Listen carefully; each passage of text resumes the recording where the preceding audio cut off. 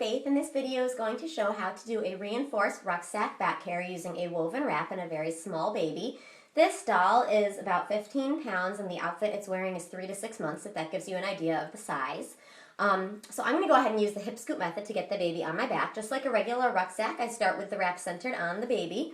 And then I like to take the tail that's in back over my opposite shoulder before I hip scoop, making sure that it's laying flat and not twisted. And then I'll go ahead and scoot the baby onto my back and start just like a regular rucksack. So I'll bring this tail up over my shoulder. And the first thing I do in any back carry, get the top rail nice and snug. For a small baby, you want to make sure that the top rail extends all the way to the back of the baby's neck. For an older baby, it can go up to the armpit if they want their arms out. And then I'm going to pin the top rail on both sides under my chin. And next I'm going to make my seat. So I'm going to reach back, reach between our bodies, between the baby's legs, pull the fabric down and taut so that the fabric of the couch is smooth. And then pull lots of fabric up between our bodies. Bottom rail extends all the way to the back of the knees. Knees are higher than bottom.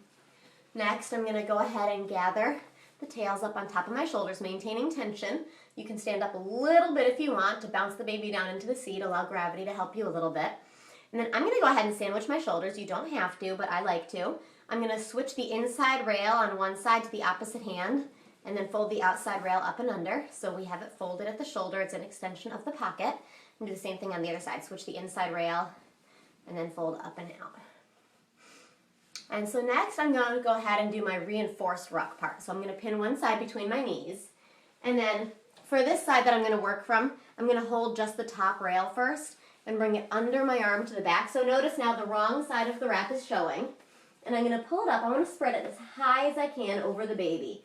I'm going to really aim up and over towards my opposite shoulder, making sure that the bottom rail still extends to the back of the knees. And then I'm going to pull it straight across.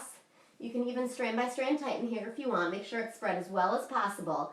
And then at the last second, pull that baby's leg up and over it if you can to come under the leg to the front.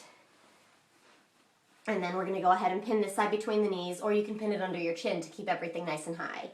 I'm going to do the same thing on the other side. I'm going to grab just the top rail, pull it under my arm, so now the wrong side of the wrap is showing.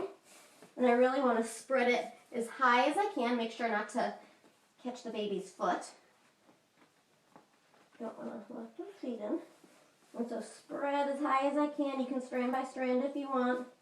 All the way to the back of the knees with the bottom rail.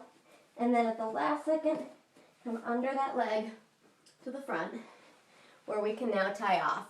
With a really small baby, you're going to be up pretty high now, so you may prefer to tie Tibetan, but if you just want to tie in front, it's going to end up more around your rib cage. So we'll go ahead and tie off.